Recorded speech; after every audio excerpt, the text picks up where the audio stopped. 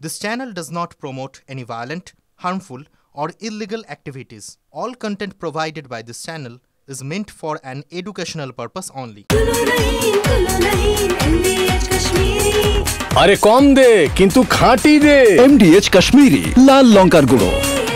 MDH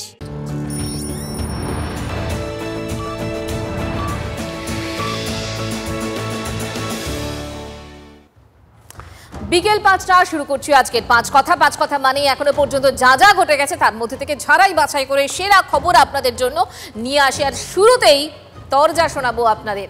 আজকের প্রথম খবরে নজর আমাদের। তরজার কথা বলছিলাম, কিন্তু কি নিয়ে? কতদিন রাজ্য শাসন করবে তৃণমূল, এই নিয়ে। কেন তরজা বলছি? তার কারণ একই মঞ্চে দুই মত শোনা গেল তৃণমূলের সাংসদ আর বিধায়কের। 2031 পর্যন্ত সরকারে থাকবে তৃণমূল, দাবি তৃণমূল সাংসদ রচনা বন্দ্যোপাধ্যায়ের। আরও 30 বছর বাংলার মুখ্যমন্ত্রী থাকবেন মমতা বন্দ্যোপাধ্যায়, দাবি করছেন তৃণমূল বিধায়ক তপন দাশগুপ্ত। শুনুন। আমরা সবাই একসাথে আছি, একজোট হয়ে আছি এবং আমরা লড়বো এবং আমরা তৃণমূল কংগ্রেসের পাশে আছি।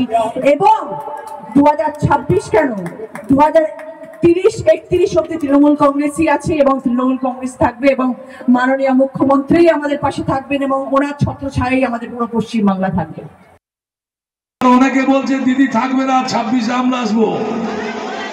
বাড়িতে বসে কোলবালিশে মাথা দিয়ে স্বপ্ন দেখো দিদি এখনো 30 বছর বাংলার মুখ্যমন্ত্রী থাকবে,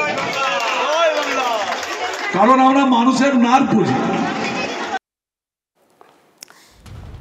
এই মুহূর্তে আমাদের সঙ্গে রয়েছেন কেন্দ্রীয় প্রতিমন্ত্রী সুকান্ত মজুমদার। সুকান্ত বাবু, একটা মঞ্চে আমরা দেখতে পাচ্ছি যে বিধায়ক, তৃণমূল কংগ্রেসের বিধায়ক এবং সাংসদ দুজনে রয়েছেন এবং দুজনেই কথা বলছেন তৃণমূল কংগ্রেস এ রাজ্যে কতদিন শাসন করবে এই নিয়ে। কিন্তু দুজনের দুই মত। সাংসদ বলছেন 2031 পর্যন্ত তৃণমূল কংগ্রেস থাকবেন, আর বিধায়ক বলছেন আগামী 30 বছর মুখ্যমন্ত্রী থাকবেন মমতা বন্দ্যোপাধ্যায়। গন্ডগোলটা কোথায়, আপনার কি মনে হয়? এবং পুরোটাই গন্ডগোল, কারণ তেল দেবার কম্পিটিশন চলছে। কি কত তেল দেবে মমতা বন্দ্যোপাধ্যায়কে তার কম্পিটিশনের জন্য, এবং রাজ্যের এরকম রাজনৈতিক ক্ষেত্রে নতুন নতুন জ্যোতিষীর আগমন হচ্ছে। আমি হয়তো আগামী সেশনে অর্থাৎ শীতকালীন অধিবেশনে দেখতে পাবো রচনা বন্দ্যোপাধ্যায় লোকসভার বাইরে টিয়া পাখি নিয়ে কার্ড নিয়ে বসে থাকবেন, আমাদের সকলের ভাগ্য গণনা করবেন। তপন বাবু কি করবেন, বিধানসভার বাইরে দাঁড়াবেন না অন্য কোথায় দাঁড়াবেন, জ্যোতিষ কেন্দ্র করবেন, সেটা তার ব্যাপার। কিন্তু আমি এটুকু বলতে পারি, বাংলার জনগণ যে মুডে আছে 26 নির্বাচনে মমতা বন্দ্যোপাধ্যায়কে রিটায়ারমেন্ট বেনিফিট দিয়ে বাড়ি পাঠিয়ে দেবেন। সুকান্ত বাবু ধন্যবাদ। আরো একবার আপনাদেরকে শোনাই যে একই মঞ্চে তৃণমূলের বিধায়ক এবং তৃণমূলের সাংসদ দু রকম কথা বলছেন, মানে দুই মত দুজনের, কিন্তু একই দলের সদস্য তারা। শুনুন। আমরা সবাই একসাথে আছি, একজোট হয়ে আছি এবং আমরা লড়বো এবং আমরা তৃণমূল কংগ্রেসের পাশে আছি। এবং 2026 কেন 2030-31 অব্দি তৃণমূল কংগ্রেসই আছে এবং তৃণমূল কংগ্রেস থাকবে এবং মাননীয় মুখ্যমন্ত্রী আমাদের পাশে থাকবেন এবং ওনার ছত্রছায়ায় আমাদের পুরো পশ্চিমবাংলা থাকবে। অনেকে বলছে দিদি থাকবে না, 26 আমরা আসবো। বাড়িতে বসে কোলবালিশে মাথা দিয়ে স্বপ্ন দেখো দিদি এখনো 30 বছর বাংলার মুখ্যমন্ত্রী থাকবে, কারণ আমরা মানুষের নার্ভ বুঝি। সামনেই 26-এর নির্বাচন, টার্গেট 26। ইতিমধ্যেই রাজ্যে একটা ভোটের একটা আবহ তৈরি হয়ে গিয়েছে এবং নেতারা তারা কিন্তু বেশ কোমর বেঁধে নেমে পড়েছেন। এরই মধ্যে জল্পনা হচ্ছে সাংসদ এবং বিধায়কের দুই মত নিয়ে। তারা কি বলছেন? একদিকে সাংসদ বলছেন যে 2031 পর্যন্ত, মানে রচনা বন্দ্যোপাধ্যায় বলছেন তৃণমূল কংগ্রেসে থাকবে, আর একই মঞ্চে উপস্থিত বিধায়ক তপন দাশগুপ্ত তিনি বলছেন আগামী 30 বছর বাংলার মুখ্যমন্ত্রী থাকবেন মমতা বন্দ্যোপাধ্যায়। ইতিমধ্যেই বিরোধীরা সরব। নিয়োগে দুর্নীতির জের বদলে দিয়েছে ওদের জীবন। গত বছরও যারা আজকের দিনে, মানে এই শিক্ষক দিবসের দিনে শিক্ষক ছিলেন, আজ তাদেরই অনেকে চাকরি হারিয়ে ছাত্রদের ভূমিকায়। এতদিন যারা ক্লাস নিতেন তারাই আজ চাকরি হারিয়ে রাস্তায়। 26,000 চাকরি বাতিলের পাশাপাশি স্বচ্ছতার সঙ্গে নতুন নিয়োগের নির্দেশ দিয়েছিল আদালত। আগামী 7 ও 14 সেপ্টেম্বর নতুন করে নিয়োগের পরীক্ষা নেবে এসএসসি। আদালত সাফ জানিয়ে দিয়েছে পরীক্ষা দিতেই হবে। আগামী পরশু প্রথম পরীক্ষা। চাকরিহারা অনেক শিক্ষকই এখন তাই ছাত্রের ভূমিকায়। নতুন করে জীবন জীবন যুদ্ধে চাকরিহারা শিক্ষকরা হারানো চাকরিটা যে ফিরে পেতেই হবে, জোর কদমে চলছে পড়াশোনা। আমরা টেন্টেডদের ব্যাপারে শুনতে পাচ্ছি অনেক কিছু, আর সেটা খুব স্বাভাবিক, আমরা বারবার শুনতে পেয়েছি, সেই দায়বদ্ধতা সরকারের আছে এবং শুনেছি। আমাদের ব্যাপারে সরকারের দায়বদ্ধতা কি আছে? যারা 31শে ডিসেম্বরের পর চাকরি পাবেন, আমরা সেই মর্মে বিবৃতি চাইছি। দাবিদের পাশে দাঁড়িয়ে গতকাল মুখ্যমন্ত্রী কি বলেছিলেন শুনুন। যারা বেচারা টিচারিতে কাজ করেও আজকে অযোগ্য প্রমাণিত হয়েছে, এটা আমি আইনের সাথে আলোচনা করছি। আইনত আলোচনা করে হয়তো টিচার তারা হতে পারবেন না কোর্টের নির্দেশ অনুযায়ী, কিন্তু তারা যাতে গ্রুপ সিতে পায় বা সেই রকম পর্যায়ে সেটা দিতে পারি কি না আমরা, সেটা আইন যা বলবে আইনের সাথে কনসাল্ট করে খুব শীঘ্রই আমরা এটা জানাবো। আমি কাউকে হতাশ হতে বারণ করব, তার কারণ আমাদের সরকার হচ্ছে মানবিক সরকার এবং আমাদের দৃষ্টিভঙ্গি অলওয়েজ আমরা পলিটিক্যালি দেখি না, আমরা মানবিকভাবে দেখি। মুখ্যমন্ত্রী যে বক্তব্য আপনাদেরকে শোনালাম, তারপরেই যে বক্তব্য সামনে আসছে যে অযোগ্যদের বাঁচাতে তার মানে মরিয়া রাজ্য। কেন বারবার আদালতে প্রশ্নের মুখে পড়েছে রাজ্য? এই কারণে এবার আসন্ন এসএসসি পরীক্ষার প্রশ্ন বিক্রির বিস্ফোরক অভিযোগ করলেন শুভেন্দু অধিকারী। তৃণমূল এজেন্টের মাধ্যমে প্রশ্ন বিক্রি করছে দাবি বিরোধী দলনেতার। সব প্রশ্নপত্রই সুরক্ষিত আছে। বিরোধী দলনেতার অভিযোগের কোনো সারবত্তা নেই, পাল্টা দাবি করেছে স্কুল সার্ভিস কমিশন। তৃণমূল তার এজেন্ট ছেড়ে প্রশ্ন বিক্রি করছে, আমার কাছে অডিও আছে। প্রশ্ন বিক্রি হচ্ছে, তৃণমূল প্রশ্ন বিক্রি করছে, ভাইপো টাকা তুলছে। এবার এসএসসির প্রশ্ন নিয়ে বিস্ফোরক অভিযোগ বিরোধী দলনেতা শুভেন্দু অধিকারীর। এসএসসির প্রশ্নপত্র বিক্রি হচ্ছে তৃণমূল এজেন্টের মাধ্যমে, এমনটাই অভিযোগ যখন শুভেন্দুর, তখন যাবতীয় প্রশ্নপত্র সুরক্ষিত আছে। যাবতীয় অভিযোগ উড়িয়ে এমনটাই দাবি এসএসসি কর্তৃপক্ষের। ক্যামেরা তুষার ঘটকের সঙ্গে শ্রাবন্তী সাহা, TV9 বাংলা, কলকাতা। এবার সুপ্রিম কোর্টের নজরদারিতে পরীক্ষা হচ্ছে, কিন্তু হাওয়া গরম করতে তো ছাড়ে না। ভোরবেলায় উঠেই প্রতিজ্ঞা করা আছে শুভেন্দু অধিকারীর যে কতগুলো পরপর মিথ্যে কথা বলবো এবং হাওয়া গরম করব, মানুষকে বিভ্রান্ত করব, তারই চেষ্টা চালাচ্ছে। বাংলা বিরোধী একটা মানুষ। বাংলায় একটা পরীক্ষা হতে চলেছে নিয়োগের জন্য, শিক্ষক নিয়োগের জন্য, তার বিরুদ্ধে ভোরবেলা থেকে সকালবেলা থেকে মিথ্যে মিথ্যে মিথ্যে কথা বলে যাবে। এটা খুব অনুচিত এবং বলবো বাংলা বিরোধী। বরঙ্গার বিধায়ক জীবনকৃষ্ণ সাহাকে জেরা করে তলব মুর্শিদাবাদের শিক্ষিকা মধুমিতা মণ্ডলকে। ইডির তলবে হাজিরা মধুমিতা মণ্ডলের 5 ঘন্টা পার, এখনো ইডি দফতরে মধুমিতা মণ্ডল। কি চলছে, কি জানা যাচ্ছে জানবো। রঞ্জিত আমাদের সঙ্গে রয়েছেন, আমাদের প্রতিনিধি রঞ্জিত। দেখো, এসএসসি দুর্নীতি মামলায় ইডির তলব।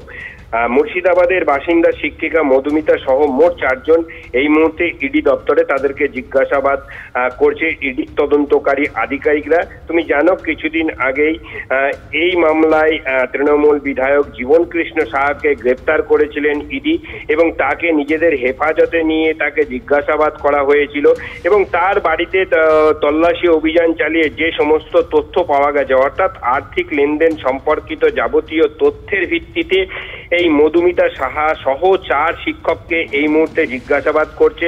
অর্থাৎ আর্থিক লেনদেন বিষয়ে সম্পূর্ণ তথ্য পেতেই ইডির তদন্তকারী আধিকারিকরা এই মুহূর্তে জিজ্ঞাসাবাদ চালাচ্ছেন। দীর্ঘ 5 ঘন্টা অতিক্রম হয়েছে, ইডি দপ্তরে তারা রয়েছেন এবং কেন জীবনকৃষ্ণ সাহার সঙ্গে আর্থিক অর্থাৎ টাকা দিয়েছিলেন সেই সমস্ত বিষয়ে কিন্তু তাদের এই মুহূর্তে জিজ্ঞাসাবাদ করে তদন্তের গতি প্রকৃতি নিশ্চিত করতে চাইছেন ইডি তদন্তকারী আধিকারিকেরা। ধন্যবাদ তোমাকে, নজর রাখো রঞ্জিত। শিক্ষক দিবসের শুভেচ্ছা জানিয়ে সমালোচনার মুখে কলকাতা পুলিশ। সোশ্যাল মিডিয়ায় শিক্ষক দিবসের শুভেচ্ছা জানিয়ে পোস্ট পুলিশের। কলকাতা পুলিশের ফেসবুক পেজে কটাক্ষের বন্যা, ঘৃণার সঙ্গে শুভেচ্ছা প্রত্যাখ্যান নেটিজেনদের। শিক্ষকদের লাথি মেরে কোন মুখে শিক্ষক দিবসের শুভেচ্ছা? কলকাতা পুলিশকে সোশ্যাল মিডিয়ায় কটাক্ষ নেটিজেনদের।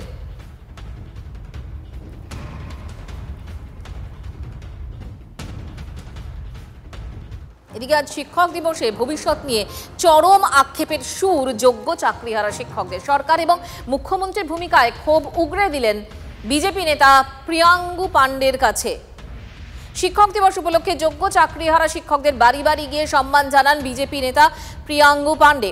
আর সেখানেই চাকরিহারা যোগ্য শিক্ষকদের মুখোমুখি।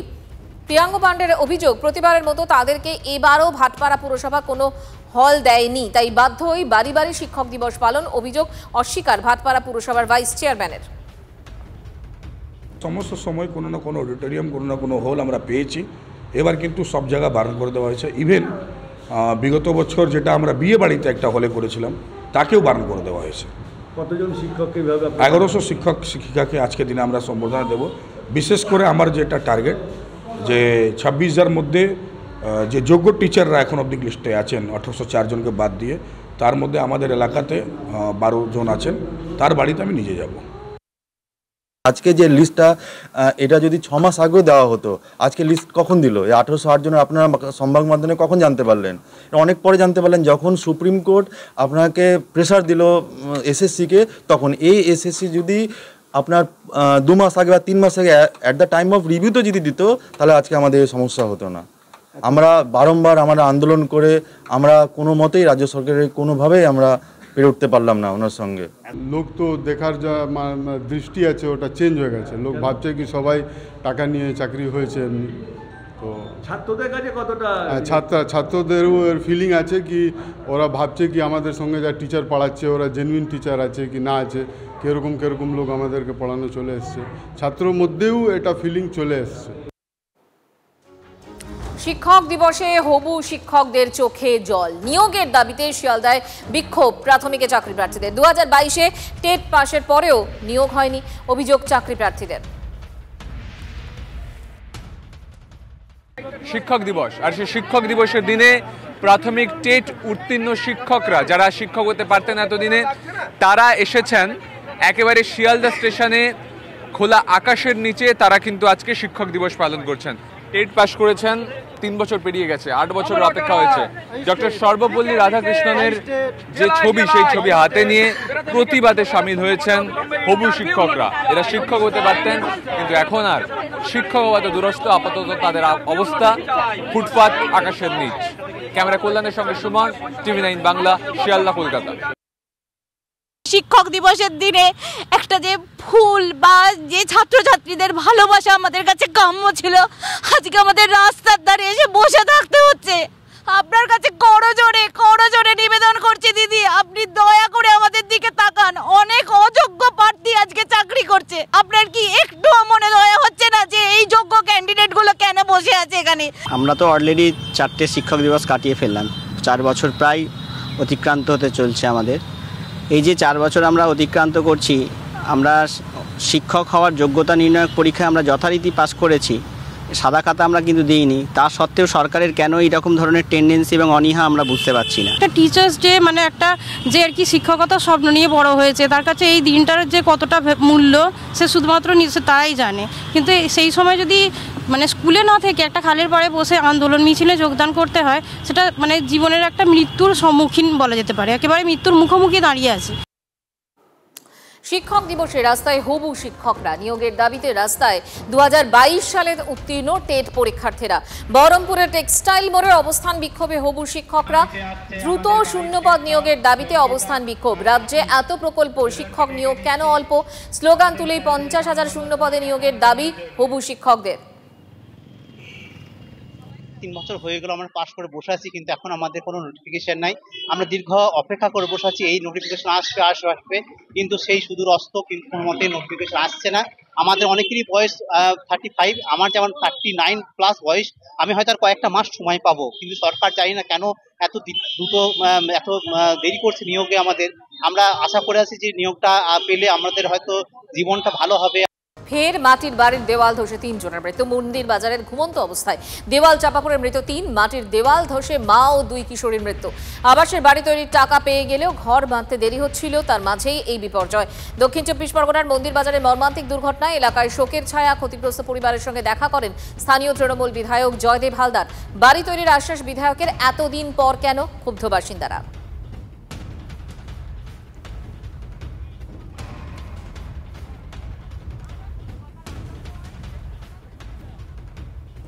যখন আমরা সবাই ছুটে বেটে এসে দেখছি যে ওই অবস্থা হয়ে পড়ে আছে, তখন সব ছেলেরা ওই টানাটানি করে দেখছে, পা দেখতে পেয়ে তখন বলছে না ওরা সব ঘরের মধ্যেই আটকে আছে। তখন ওই শাবল এনে দেয়ালটাকে সব চাগড়েছে সরিয়ে দিয়ে তবে ওদের বডিগুলো বার করা হচ্ছে।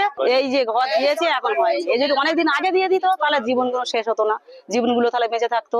ঘরটা সবার সাথে দিতে গিয়ে আজকের যদি 3-4 বছর আগে ঘরটা দিত, বাচ্চাগুলো নিয়ে উনি ঠিক নির্ভাবনায় থাকতে পারতো। মাটির ঘর ছিল সেই সময়, ওনাকে বলতাম আমরা যে কাকিমা সবাই ঘর দিচ্ছে তুমি একটু বলো না, বলে আমাকে দেবে না, আমি মরলে তবে আমাকে ঘর দিবে। খালি মন্দিরবাজার ইতিহাস বা আমার রাজনীতি জীবনের মর্মান্তিক দুঃখজনক ঘটনা আমরা সম্মুখীন কখনো হই, যে একই পরিবারের 3 জন গরিব পরিবারের মানুষ তারা এই দেয়াল চাপা পড়ে মারা যায়। আমার পুরো টিম, আমাদের ছেলেরা আছে ওই পরিবারের পাশে। সরকারিভাবে তাদের ঘরের বাংলার আবাস যোজনা আমার দিদি তাদের দিয়েছে এবং তার লিঙ্কটন পর্যন্ত উঠেছে। কিন্তু আমার দুঃখ এইটাই যে এই পরিবারটা যদি 3 বছর আগে ঘরটা দেওয়া যেত তাহলে এই পরিবারের মানুষটা এই দুর্ঘটনার শিকার হতো না।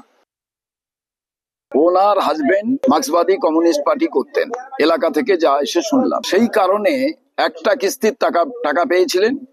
তারপরে হাজবেন্ড মারা যায়, 2টো বাচ্চা নিয়ে এক বিধবা মহিলা, তিনি দিন যাপন করতেন এই মাটির বাড়িতে। 2টো বাচ্চা সহ ভদ্রমহিলা মারা যান। এলাকার মানুষেরা তারা নিজেরাই এই দেওয়াল সরিয়ে, মাটির দেওয়াল সরিয়ে তারা ডেড বডি বার করে। শহর মুখ ঢাকছে অবৈধ বিজ্ঞাপনে বেআইনি হোর্ডিং সরানোর দাবিতে নতুন জনস্বার্থ মামলা দায়ের হাইকোর্টে। আগের নির্দেশ কেন কার্যকর হয়নি? পুরসভা, নগর উন্নয়ন দপ্তর, মেট্রো থেকে হলফনামা চাইলেও বিচারপতি সুজয় পাল এবং বিচারপতি স্মিতা দাস দের ডিভিশন বেঞ্চ আর কি নির্দেশ তারা দিয়েছেন? জানবো শ্রাবন্তী শাহ আমাদের সঙ্গে রয়েছেন, জানাবেন শ্রাবন্তী। দেখো, 2008 সালে হাইকোর্ট নির্দেশ দিয়েছিল। 2017 সালে পুর নগর উন্নয়ন দপ্তর শহরের বেশ কিছু এলাকাকে চিহ্নিত করেছিল গ্রিন জোন হিসেবে। সেখানে হোর্ডিং যদি লাগে কিভাবে লাগবে তার একটা নিয়ম নির্দেশিকা ছিল, কিন্তু দেখা যাচ্ছে সল্টলেক চত্বরে সেই নির্দেশ মানা হয়নি। দ্বিতীয়ত হচ্ছে যে মেট্রো রেলের যে জায়গাগুলি রয়েছে সেখানে প্রথম থেকেই মেট্রো রেলের চিফ ইঞ্জিনিয়ার জানিয়ে দিয়েছিলেন যে যেহেতু সেখানে কাজ চলছে তাই সেখানে কোনো রকম ভাবে হোর্ডিং ব্যবহার করা যাবে না, তাতে সেই পিলারের ক্ষতি হবে। কিন্তু তারপরেও দেখা যাচ্ছে সেই ধরনের হোর্ডিং চলছে। এই নিয়ে জনস্বার্থ মামলা করেছেন তৃণমূল নেতা অনিন্দ্য চ্যাটার্জি এবং তার এই মামলাতে আপাতত বিচারপতি সুজয় পালের ডিভিশন বেঞ্চ, মেট্রো রেল কর্তৃপক্ষ একই সঙ্গে সল্টলেক পুরসভা তাদের কাছে হলফনামা নির্দেশ দিয়েছেন। শ্রাবন্তী, তোমাকে ধন্যবাদ। অর্থাৎ শহর মুখ ঢাকছে অবৈধ বিজ্ঞাপনে বেআইনি হোর্ডিং সরানোর দাবিতে নতুন জনস্বার্থ মামলা দায়ের হাইকোর্টে। আগের নির্দেশ কেন কার্যকর হয়নি? পুরসভা, নগর উন্নয়ন দপ্তর, মেট্রো থেকে হলফনামা চাইল বিচারপতি সুজয় পাল এবং বিচারপতি স্মিতা দাসদের ডিভিশন বেঞ্চ। বাহ, এবার হয়েছে স্বাদ। হ্যাঁ, অপূর্ব স্বাদ। এমডিএচ এর চাঙ্কি চাট মশলা, জীবনে আসল স্বাদ জাগলো। আসল মশলা এমডিএচ।